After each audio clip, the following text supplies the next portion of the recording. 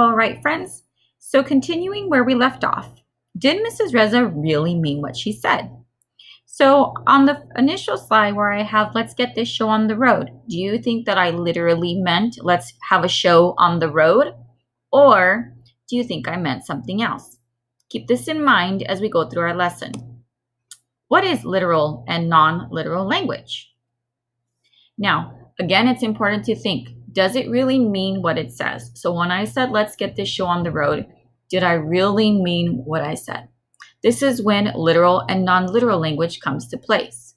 So what is literal and non-literal language? Literal words and phrases mean exactly what they say, as non-literal words and phrases do not mean exactly what they say. So it's important to know that authors sometimes use this type of language, literal and non-literal, to make a comparison or an exaggerated statement about something. So literally means it is actually happening. It is exactly what I say. Non-literal means it is not exactly what I say, but I'm using it to say it in a different way. I'm using a different type of language. So let's look at our first example. It's raining hard outside. This is literal. It means exactly what it says. It's raining hard outside. You see people walking in the rain. It's dark and gloomy. It's wet everywhere. That is using literal language. Now, when I say it's raining cats and dogs, this is non-literal. I do not mean exactly what I say. Now, I mean it to maybe exaggerate or to say it in another sense, like, oh my goodness, it's raining out hard outside. But I am not meaning exactly what I say. This is non-literal language. It is not raining cats and dogs outside. Again, you have to think, does it mean what it says? So let's look at our first example, let's chill. The literal meaning of let's chill is let's freeze. As you can see, these people are chilled. They're cold, they're shaking, they're freezing. This means exactly what it says, let's chill. Now, the non-literal language of let's chill does not mean exactly what it says. The non-literal language is I'm trying to say this to mean something else. So as you can see, these little boys are chilling, right? They're together watching a TV. And I'm sure you've heard this expression before. I've used it with your friends. Hey, let's chill at so-and-so's house. Hey, let's chill and watch a movie tonight. Okay, it is another way, another exaggerated way of saying something. This is non-literal. I do not mean exactly what I say. I am saying it in a different sense, again, using non-literal language. I like to eat apples. Now let's look at the literal meaning of this. This means exactly what it says. I'd like to eat apples. There is no other way to say it. I am not exaggerating.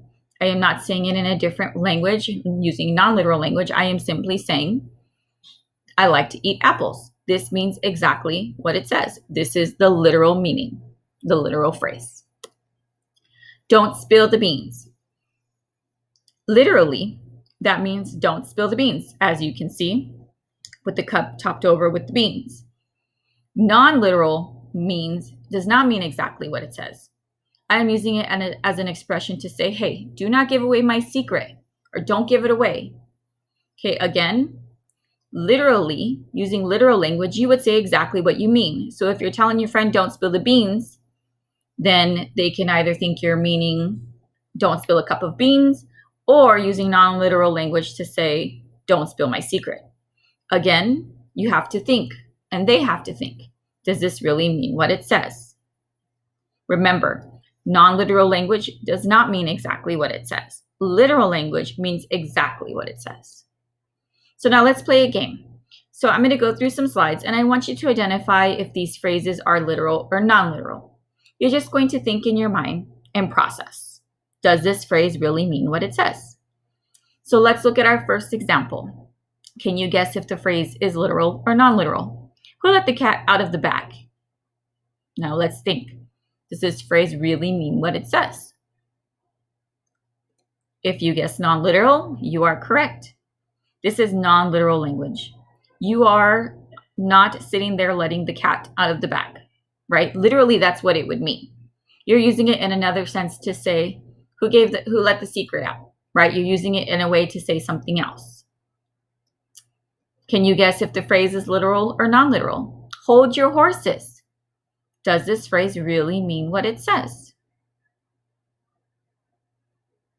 If you guessed non-literal, you are correct. You have to think, Is somebody out there really holding horses? So if you're telling someone hold their horses, the literal meaning of that would be you're telling them hold your horses, go home and hold two horses. That's the literal meaning. The non-literal meaning of hold your horses is another way of saying, hey, please wait for me, right? Again, using that expression. Can you guess if the phrase is literal or non-literal? I want spaghetti for dinner. Does this phrase really mean what it says?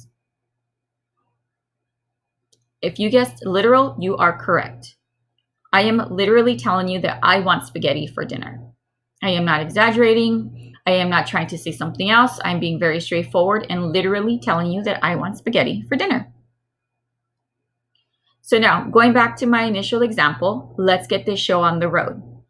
Was I using literal or non-literal language? I was using non-literal language.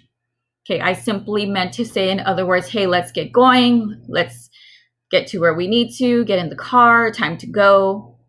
It was an expression. Now, literally, that would mean, hey, let's get this show on the road, right? There I am with my Bitmoji performing a show on the road. That would be the literal language. But the non-literal language, let's get this show on the road, simply means, in other words, it's time to go. All right, thank you for listening, friends. Please go back to the Google Slides presentation and continue the rest of your activities.